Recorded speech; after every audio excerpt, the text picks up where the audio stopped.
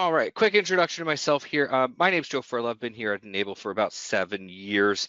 Um, Held most of the customer-facing positions on the sales and customer service side of the house with channel sales, sales engineer, partner success manager, and then now head nerd. More importantly, on this particular slide is my contact information. Look, please feel free to reach out to me at any time. You guys could reach me by email, joseph.furla@enable.com. That's F-E-R-L-A. You can find me on Reddit as Head Nerd Joe, and you can find me on LinkedIn as Joe Furla. Right? Please remember, the nerds aren't here just for Enable. I see a lot of repeat names from our automation webinar earlier today, kind of checking out what boot camps are like, I guess. So thank you for returning. But again, if you're not Enable partners, don't feel that you can't contact me, right? You can always reach out with any questions.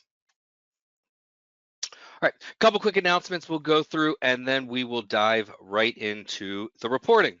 So first off, the All-Star program. For those of you who are aware of the All-Star program, it's still running. For those of you who are unaware, the All-Star program is a way for us here at Enable to say thank you for joining events for both yours and our success. While you see a lot of things that are educational, right, like Enable U completion, a course completion for points, you see attended boot camp, attended office hours, right? Talk with your PSM, right? You also see things in here that are designed for us, Enable, to learn how we can better help you, to learn how we can better provide those world-class systems and the world-class customer service that you as partners have come to expect from us, right? You see things like join a UX interview or do a UX interview, right? Go and talk to PM, go and talk to a PAG environment, right? Be a leader in the community so you can help educate others. So just a great program. As you go through each year at Empower, we will recognize the top point earners across our organization or across Enable, right? And it's always nice to be brought up on stage at Empower, which segues me quite nicely into, if you were unaware, Empower this year will be in Berlin. We'll be there April 7th through the 9th. At the Intercontinental Hotel in Berlin. I'm quite excited about this event. It is shaping up to be what looks to be a very fun one. We will, through the 7th through the 9th, see training sessions led by the nerds. You'll see conversations with PM about where the product's going and ask me anything for our products.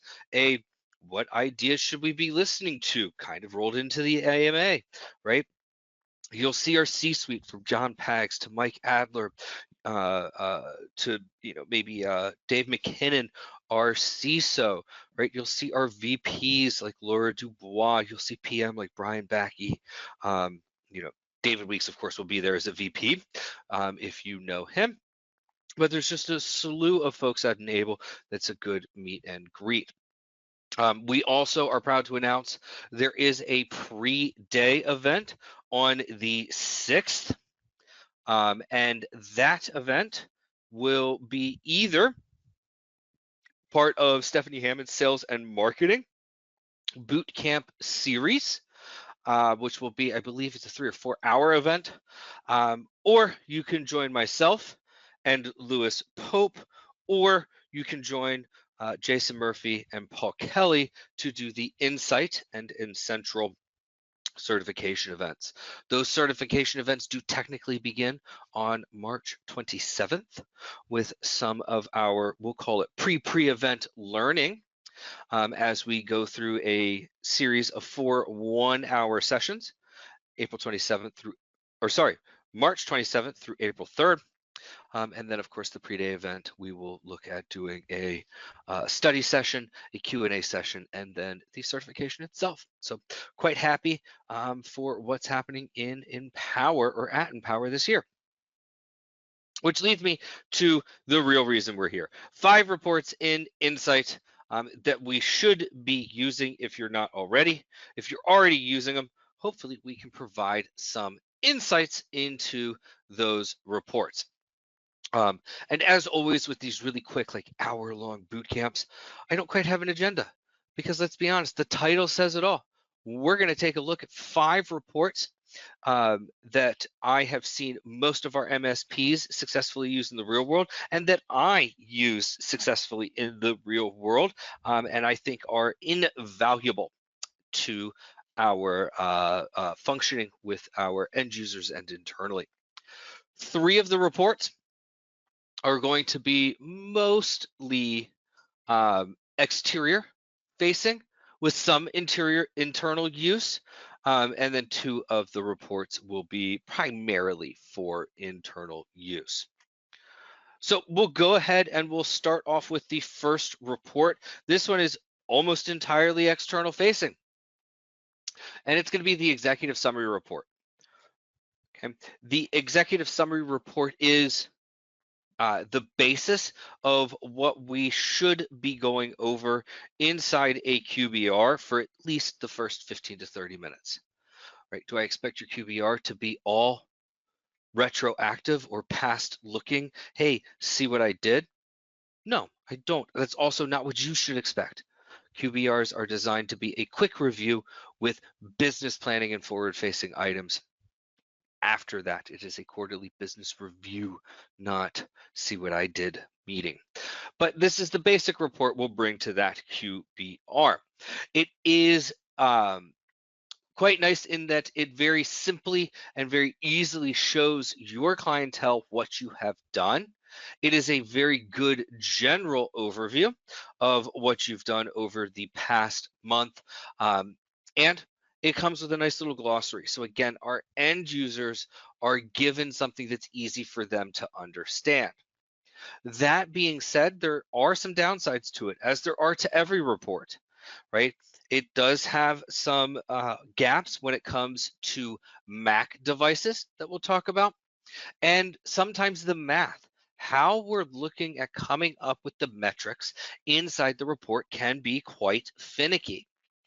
But that being said, we can adjust or kind of warp each of those finicky items into something that we can use as a positive. Some of them, not all of them. Some of them we have to explain, right? But what are we talking about here? What are we looking at? Where do we get this report from? So let's pop over to our RMM dashboard or Insight dashboard, and we're going to start underneath settings and client reports, about halfway down here, and executive summary settings. Here we'll be able to look at enabling our report for each of our individual companies, selecting who we should send that report to, and selecting anyone we would like to CC on that report. And of course, we have the ability to auto send or not. Okay, there's a couple things to note here with this particular report. First things first, it is not going to retroactively populate itself.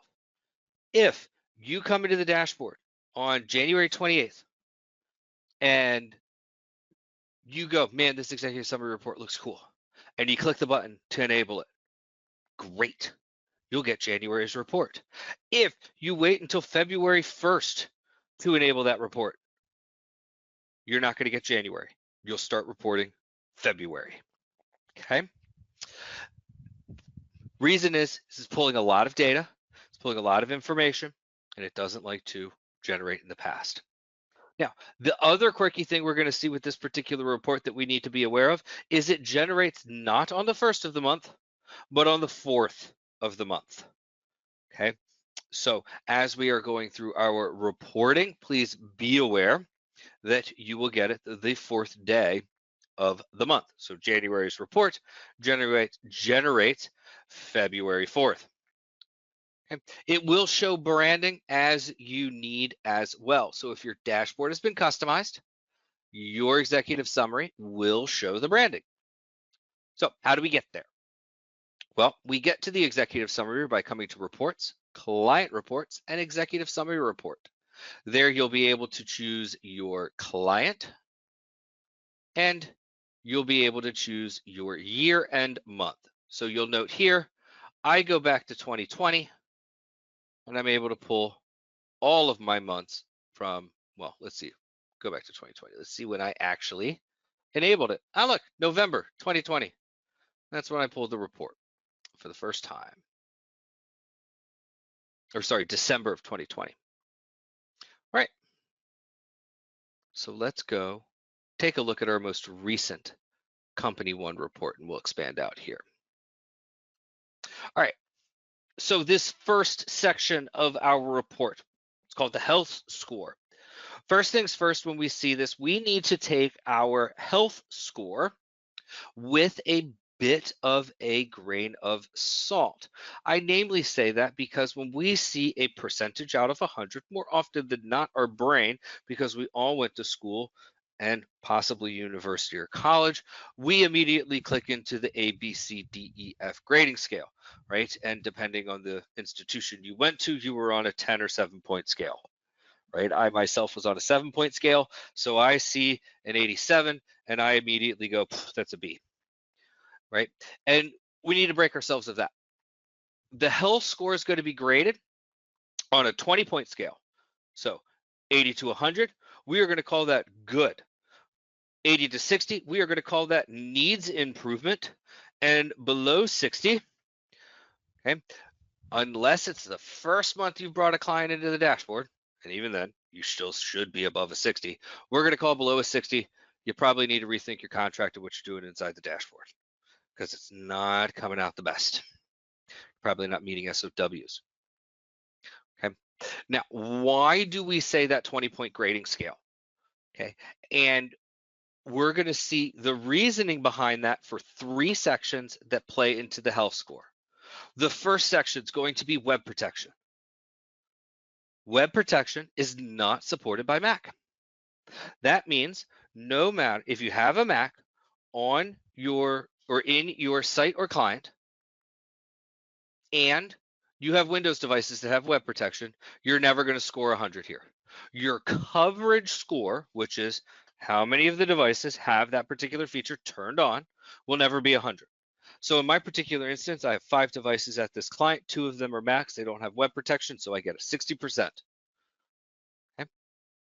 The next one that's going to hit us is going to be risk intelligence. Again, not Mac supported. Okay, so again, it's going to give us a ding. Okay. The next one that will give us a ding is going to be backup. And I say that because backup, when we look at our percentage here, we're looking at percentage of successful backups. Okay, remember that is not successful completed with errors or failed, right? So we're always going to see a little bit lower than 100% inside that backup score. Now, for our backup health score, however, we are going to be grading on a 5-point grading scale.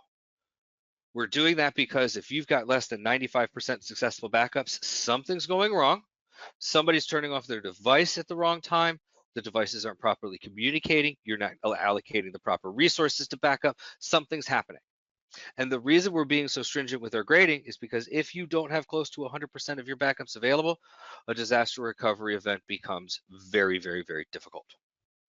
Okay. But out of all the numbers we see here in the health score, the one that is going to affect our health score the most, every executive summary report, is going to be patch management. And that's going to be for 2 reasons. The first reason is the patch management engine, or PME, does not support Mac yet. That will be coming soon. Keep an eye out. We'll be adding Linux to PME first, then we'll be adding Mac. Okay, but I digress. We do not track the Mac patch task, the run managed patch task for Mac. It's not tracked in this metric. Okay, with how the report is coded, with how the information is saved in our database, we were unable to do so. So immediately your coverage score, if you have a Mac on site or in that client, is going to be lowered. The second reason that this is always going to be a finicky item to deal with is it looks at successfully installed patches, missing patches, or failed patches. Okay. And timeframes are always going to mess with us, point blank. Let's say, for instance, the 30th of a month falls on a Wednesday, and you, as a diligent MSP, do not patch on Tuesday because Microsoft. Okay, you wait a couple days, get the patches tested by somebody else, make sure they seem healthy, then you look at patching, say, Friday, Saturday, and Sunday, or Thursday, Friday, Saturday, or something along those lines. Right? Not a bad philosophy to have, but something we need to keep in mind when we look at our health score here, because those patches at the end of the month are going to be designated missing and ding your protection score. Even though you know they are already queued up for automatic install or review within the next couple days to be added to the install list, they're still considered missing. Okay, so when you're looking at this protection score, you can see mine here's a 30.8. Okay, we notice that's going to be because of timeframes around missing patches. What we'll also note is failed patches come in here. So for instance, I have some major cleanup that needs to be done in my demo environment. I haven't found time to do it yet, but suffice to say, my devices, they did not install December's cumulative update well. I've got about 60 gigs on each of my VMs. Each of my VMs is running at about 55 to 57 gigs used space. Cumulative updates don't like having that little space. They just don't. They're going to fail install a reasonable amount of that time. What that means for me is, even though I know the cause, and even though I have marked those cumulative updates as I've got to deal with them inside the RMM, I'm getting hit. Okay, I am getting issues with my protection score because of this. So something we need to keep in mind as we're looking at the reporting here. Now, that being said, the rest of the report, okay, is pretty good. But what we need to look at utilizing here with these numbers is either some type of project work, right? Backups are failing because of the bandwidth, Mr. or Mrs. End User, that I've told you time and time again, we need to increase. Why are you on, 128 meg internet when Google's got 5 gig available? Right? Or, in some rural places, I've heard of people still on DSL. We got fiber as an option, right? We need to be on it for sheer security purposes, right? We look at patch. It's a great way to review your SOWs, Mr. or Mrs. End User. We put ourselves into a position with patch where you wanted to take a bit of a safer route and not install anything that may be potentially dangerous on your device. Well, end of the month was Wednesday. We patched Thursday. We got you covered, and we'll show you the trend in the next report. We can put proof to the pudding inside our patch report, which we'll get to in a minute. But the protection score, or sorry, the coverage score, protection score, that was right. Protection score got dinged a bit here because of it. Okay. Under this, we've got managed devices. Okay, managed devices is going to give you a brief overview of how many servers, desktops, and laptops you're using, a general overview of how many of your individual check types are failing, including tasks. Keep in mind, they fall under this check passing section. And then one of my favorite numbers in the report, which is going to be alerts resolved. Right? Now, as an MSP, both you and I know that alerts resolved is going to be a little bit of an inflated number. Okay? Because, well, you didn't resolve them. The dashboard probably resolved the majority of them. Disk-based check fails, automatic cleanup of the recycling bin, cleaning up all temp files, deleting all downloads older than 90 days, check clears. But we need to remember, as MSPs, We created that automation. We tested that automation. We implemented that piece of efficiency and that SOP. That is our work, right? So where, as I previously mentioned, my demo devices here are sitting in the cloud doing absolutely nothing. I have 133 resolves or alerts resolved, right? In the real world where I was dealing with 20 to 25 device clients, right? This number could be up to 1,000. It could be up to 1,200.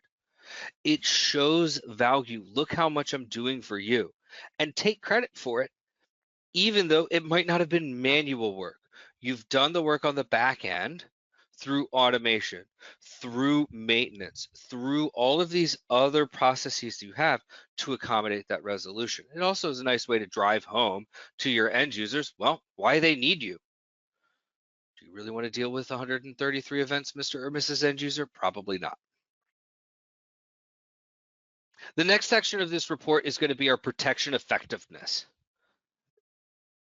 This one, I noticed there's one person on this call I've talked to with about this section. I will give you a heartfelt thank you. You and a couple other of our partners gave me enough ammo to go to dev and get some of this updated and get some of this fixed because we needed it. Looking at you, antivirus score, looking at you, backup. Okay, so thank you so much. Okay, but what we need to think of with protection effectiveness is this is pretty much going to be a place where you can compare and contrast some of those numbers up top that may look damaging. What do I mean by this? Well, if I look at my AV here, devices with antivirus equals 5. Okay. Oh, they did fix the antivirus number up here too. That's great. Awesome. Learn something new every day. Anywho, this does now show Mac. More importantly, it shows standalone EDR. Okay, so now we are able to show more accurately your protection, right? Remote access, how many take control sections have you taken in a month? Web protection, how many devices have the protection? You've got backup there as well. Risk intelligence, and then patch management. Patch management here, a nice little verification of how many patches were detected. I had 13 detected December of this year. I got 4 installed. Be it time frame, be it failed patches, be it some type of event that prevented those from fully installing. Okay. If you guys do use risk intelligence, I like the total amount of liability. It looks pretty good. Next up, we've got our coverage section. Servers and workstations, how many devices have our particular services on them? Antivirus, backup, patch management, monitoring, RI, risk intelligence, and the like. Our breakdown of operating systems, and then our top 5s. The top 5s here, I like to use devices with failing checks to go through problems that we may have seen in the past month, how we can fix them moving forward, and in conjunction with devices at risk, look at generating myself a couple projects or so, right? Or looking at generating myself an education event, right? I have web protection on Jason Reception's computer. He's been watching Netflix all day and YouTube, and then he's been pulling down every pirated video he could ever find his, get his hands on. He's a device at risk. He's going to show at risk. Probably not a project to update his device at all, but definitely one we need to have a chit chat with management and Jason or leadership and Jason about. Right? Or you'll see devices continually failing performance monitoring checks because they're antiquated devices and they're being taxed too much. They'll show at risk. There's your project work. Okay. And then, of course, for website categories, we have our top 5 allowed categories in use. And last but not least here, we have our glossary. Okay. So our end users know what we're talking about. They know what this stuff means.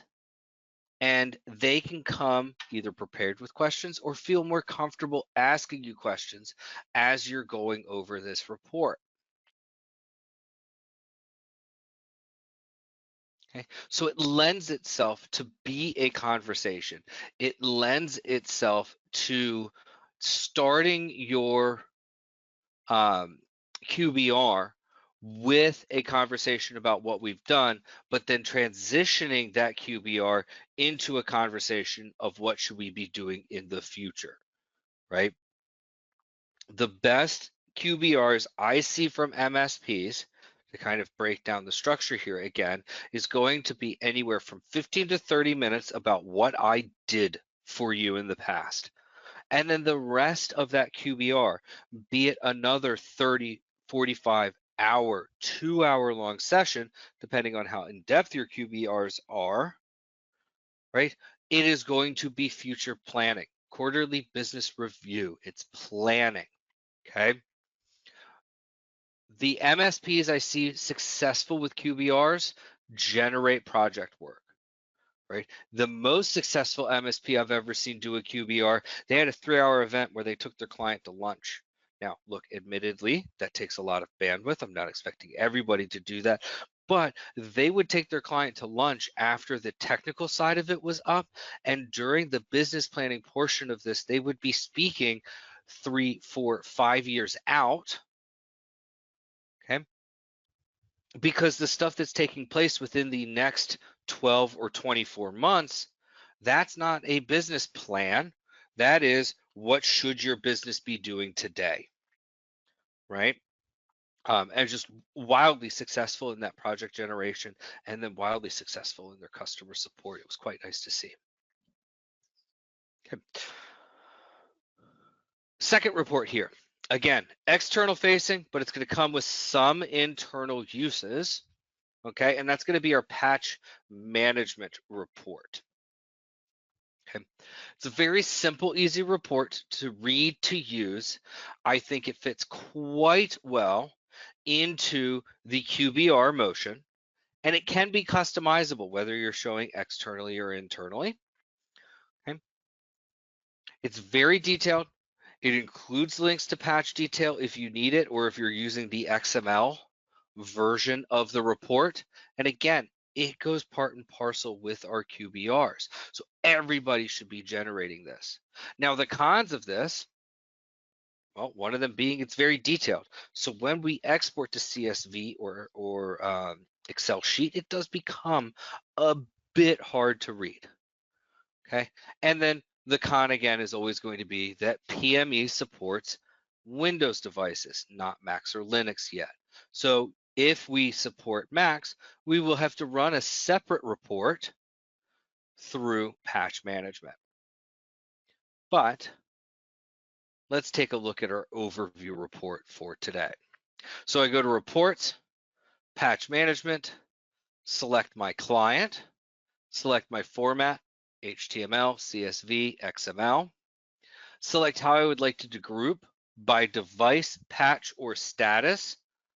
For internal use, I tend to report by status or patch.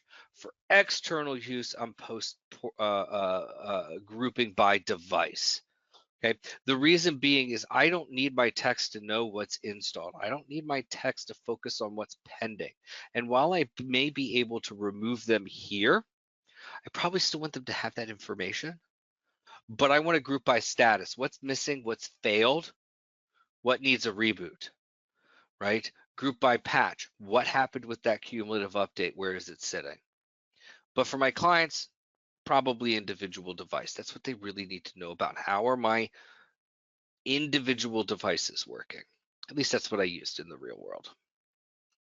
So when we generate the report here, we'll note it's going to break you down by site and individual device.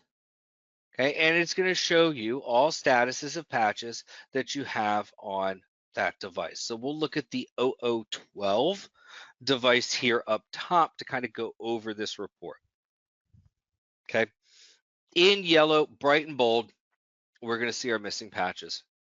It's going to be a nice little flag throughout the report that is easily recognizable and easily obtainable to get your hands on. Okay, these need to be addressed. We get what's currently installing. We get what's been ignored, we get what's installed, we get what's pending. You get the whole kit and caboodle here. What's also nice is as you're reviewing this with your end users inside a QBR, give them the CSV, but let's go over this. If there's any major items that need to be addressed, like for instance, right, my major updates that have come out, my cumulative update ones that may have been missed, like here's a January cumulative update. Okay, this is what it is. This is why it may be missing. Here's known issues in this update, and here's some items or some additional knowledge as to why we haven't looked at pushing this update. Okay. Lets you address failed patches as you would need. All right, and it lets you just go through this quite granularly.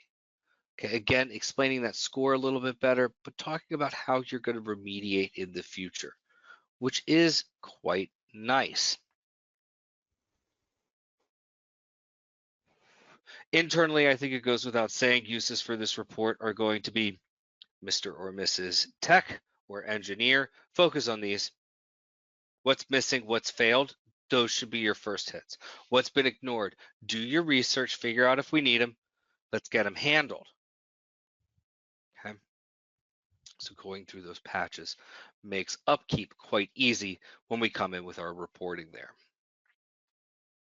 The next set of reports are going to be kind of 50-50 as to whether these are internal or external. Okay. I tend to feel they go both ways, right? But they're going to come hand in hand.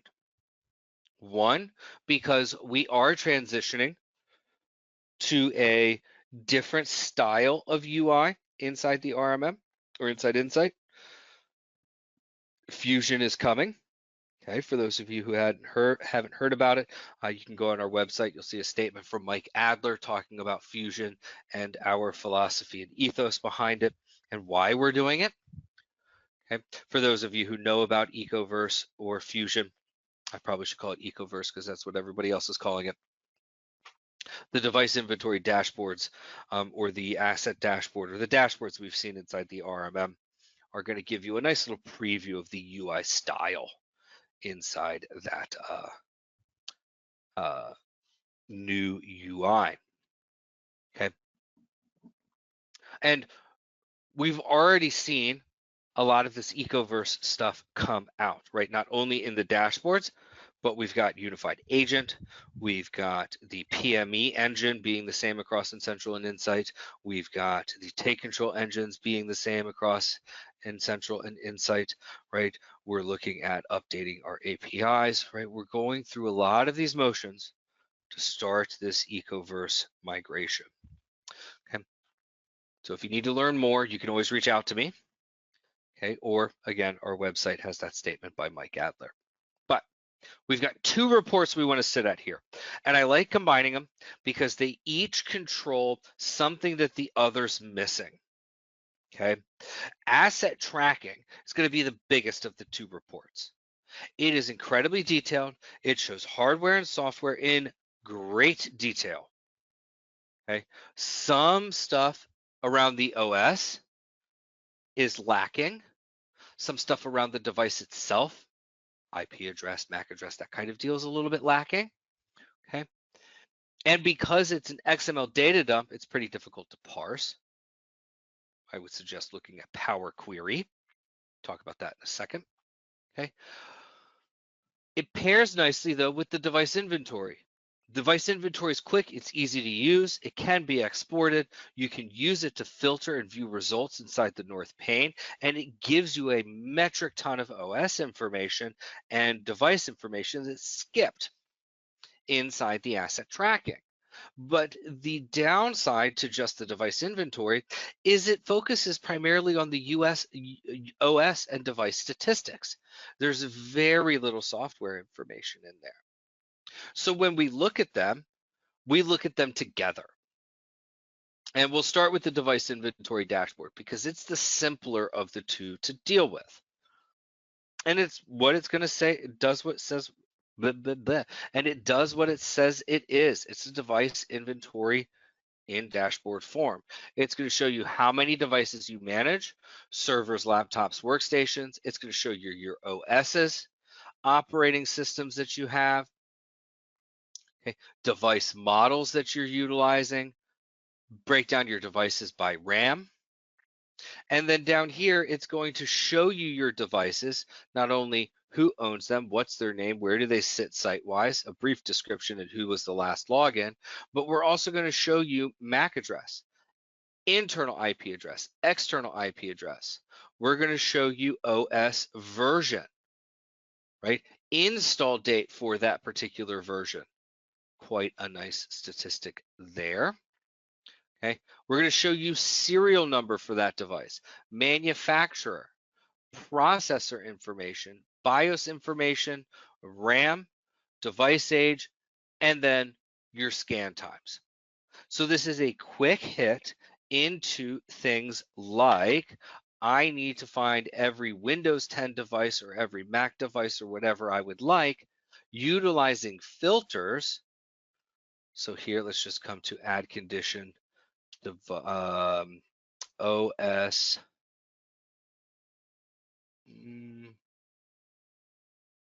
Actually, no, let's do vendor. Manufacturer contains Apple, right? I can filter now to quickly see all of my Macs, right? And one of the nice things is I can customize the columns being shown. I can export to, again, Excel or just selected columns to Excel. So I can export my view. Okay. I can quickly go to view devices inside the North pane, or I could save this view. Okay. I can rename and delete the view as necessary with charts on or off. But what this allows me to do is device inventory Mac, save. Down here in the top dropdown, I can now come to my predefined device inventory global view, or I can come down into my inventory Mac view. Okay. Gives us that nice, easy flexibility to quickly view devices based on some statistics that we very much like being able to filter by and get to that view as quickly as possible. But again, it's a little bit light. There's a couple holes here. So if we come down to the asset tracking system here on the left-hand side, this is where we get into much more detail. We'll look by client or individual site to see by default our devices. Select a device, and in the south pane, we get a brief summary. Okay, we get IP, MAC address, but no delineation of external or internal. We get some basics on our OS system, but not as much. And then we can delve into hardware, software, licensed software groups if you've set those up within the dashboard, installed hotfixes, updates, or patches, right? And you can quickly, easily parse through these to see this information as you would need. Okay. In the West pane here, we can filter what we're looking for, right? Do I need to see all the processor types and then the individual devices with that particular processor? Do I want to see motherboard information, BIOS information, right? Do I want to see physical memory statistics, cache memory statistics? Shoot, you want to see a floppy drive? We could do that. If you're not laughing at the fact that we can still report on floppy drives, I'm sorry. I always think that one's a bit funny. Now, when it comes to these exports, okay, we have XML data dumps and SQL data dumps. SQL data dump, just fine, works well, pulls that big table with all of your columns, and it gives you the information you're going to need, right? That big table referring to the fact that you're going to pull a table that will show you in one column device name, client, site, and then every bit of detail we can pull from this particular report. It's expansive. Okay, it takes a hot minute to look at going through. So if I pull the HTML version of this, you're going to get a bit better idea of, here's just what I'm pulling for the summary items.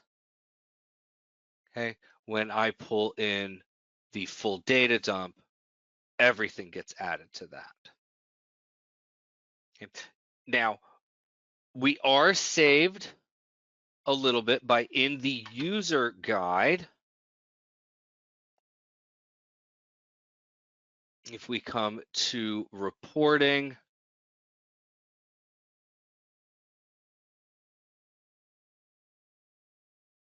oh, I thought it was under reporting. Let's just search asset tracking. There we are. And we look at the asset tracking reports section. We will go through what's in each of these reports for you. So the XML and SQL data dump will show you how to run it, what happens with offline mode for our XML data dump, okay? And what we also go through is how, with the XML data, to work with pivot tables. A little bit antiquated here. I know it's showing you Excel 2007, but still going to be the same functionality. Tested it myself. Or Power Query. XML and Power Query is the way I would recommend going. I tend to like this a bit better. It gives us a little bit more flexibility. It gives us a little bit more customization, and it's a little bit simpler to use than the pivot tables. It's easier for us to set up. And you can load an Excel add-on if you're in 2010 or 2013 Excel. But if you're in the more current versions of Excel, which I believe is 2016 and above, right? Power Query should already be there, and you'll have a nice simple way to look at generating this. So to kind of give us an idea of what this is going to look like, let's go ahead and download this, open up Excel.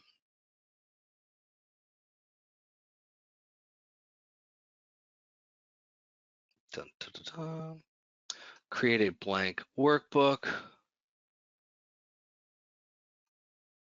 Okay, come to data, get data from file, from XML, using the Power Query version of this. Then we'll browse our device.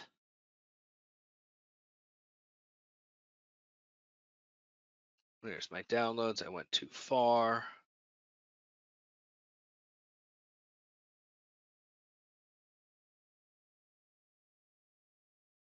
Oh, bear with me 1 second. Let me see if we're done downloading here. We might not be. Oh, it was just zipped. Extract all. Extract. There we go. We'll close that. We'll refresh here. We'll go into my XML. And then Power Query will start to do some work for us, where we can now come in, pull from our tables, transform data, and it will then give us all of our tables that we can look at creating from our individual sources. Then we can come in and we can look at our queries and pull our information in. Okay, you can look at doing this if you would like to pull and just load that XML into Excel, but not quite as clean as what we're going to get from the Power Query here, where we're looking at pulling just much more information.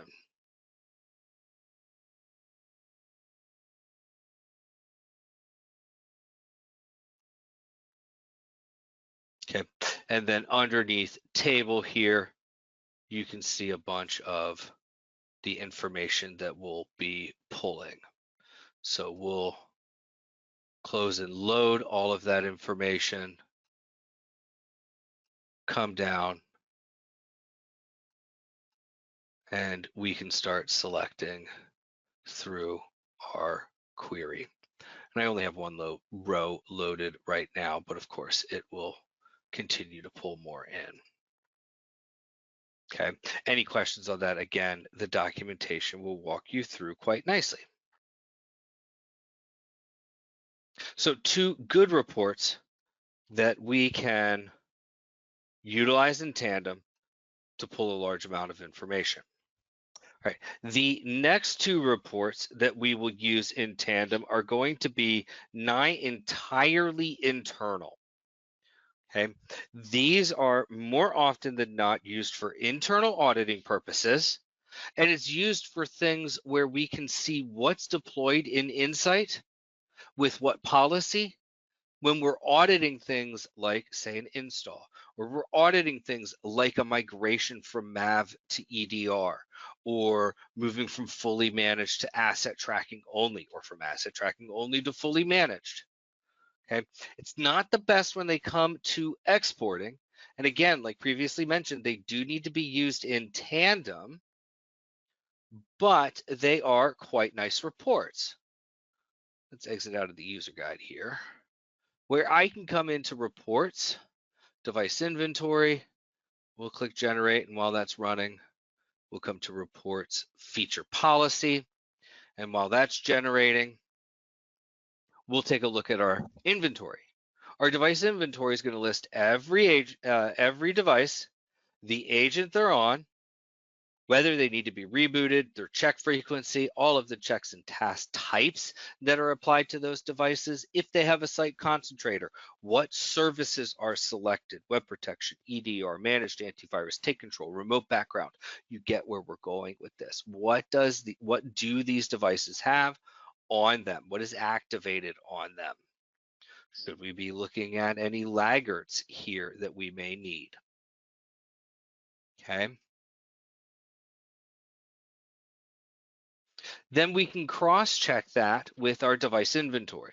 It's going to show you the features that are turned on, take control, AV, web protection, risk intelligence, the like, and then show you the policy applied to them. So you can make sure your clients are seeing standardized and consistent service, as well as, did that migration work out well? Is there anybody in asset tracking that I may need to be looking at? The last report we're going to look at here is going to be the user audit report. This is going to be an internal report. It is going to be specifically for management more often than not, but this is something techs may touch from time to time. I don't see it being too often. I see this as a management tool. Who's done what, when, and how in Insight? Okay. Great for oversight and management. It's incredibly granular with its filters by date, user, action taken, event type. But what we need to be aware of is that granularity comes with the downside of when it's unfiltered, it's expansive. And when we're looking at install actions, we may run into the biggest quirk of the report.